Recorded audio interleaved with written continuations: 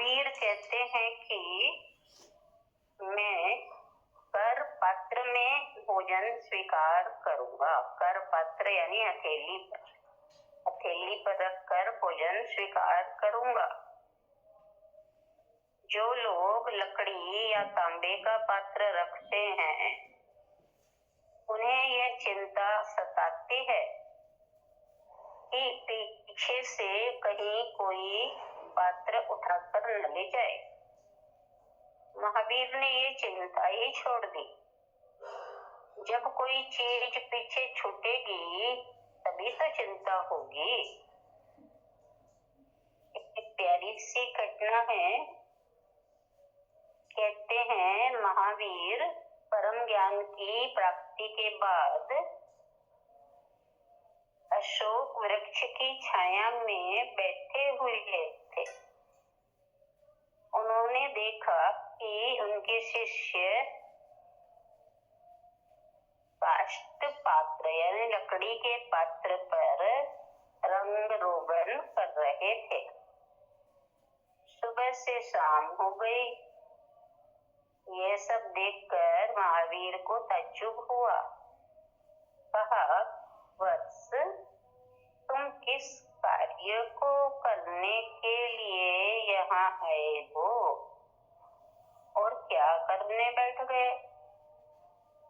तुम्हारे ऊपर जितना रंग चढ़ा हुआ है उस रंग को उतारने के लिए तुम यहाँ पर आए हो, पर तुम तो और भी अधिक रंग चढ़ाने लग गए। महावीर के उद्बोधन को सुनकर शिष्य करुणा द्रवित हो उठे। उन्हें पश्चाताप होने लगा। सचमुच सतगुरु ठीक कहते हैं। हम क्या करने आए थे और क्या करने लग गए। उनकी आंखों से आंसू बहने लगे। आंसुओं की धार के साथ ही पात्रों पर चढ़ा हुआ रंग भी बह निकला और जीवन का पात्र और निर्मल होता गया। यहाँ तो अगर कर पात्र भी स्वीकार करना पड़े तो ठीक है। पेट को भोजन देना है, वह चाहे जिस तरीके से किया जाए। ये बाह्य पात्र आत्मवान लोगों के लिए महत्व नहीं रखते।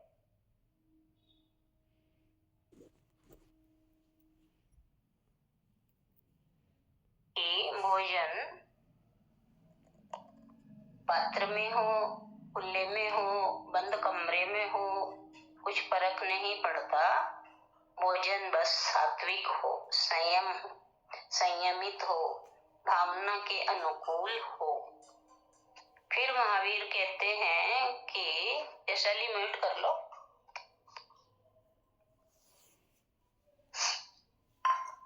फिर महावीर कह रहे हैं कि अब मैं मौन रहूंगा। जितना भी सधेगा उतना मौन रखूंगा।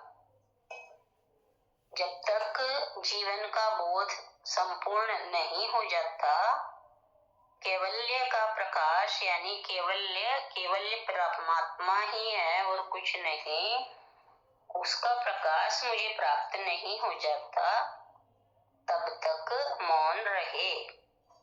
लोग उनके पास आए, भीड़ के बीच से भी गुजरे। आ रही है ना आवाज?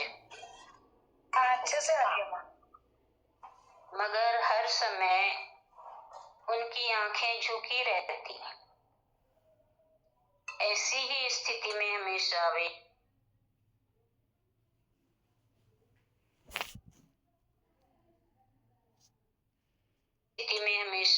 बने रहते। वे कहते, किसी की बात सुनोगे तो बोलने की इच्छा होगी। वहां तो इतना परिपूर्ण मौन हो चुका है कि न तो किसी के शब्द सुनने की इच्छा और न किसी को शब्द कहने की तमन्ना है, यानी मौन। मौन यानी मौन, न किसी को सुनना न किसी को सुनाना, बस आत्म भाव में निमग्न रहना। मौन होठों की चुप्पी नहीं है, मौन होठों की चुप्पी नहीं है, मन का शांत हो जाना मौन है। मन का मुनित्व स्वीकार कर लेना मौन है। महावीर ने अपने संतों को मुनि की संज्ञा दी, बड़ा गहरा शब्द है। मन का मौन हो जाना ही मुनि है। मन का एकाग्र शांत हो जाना ही स्वयं में संत स्वरूप का अभ्युदय है।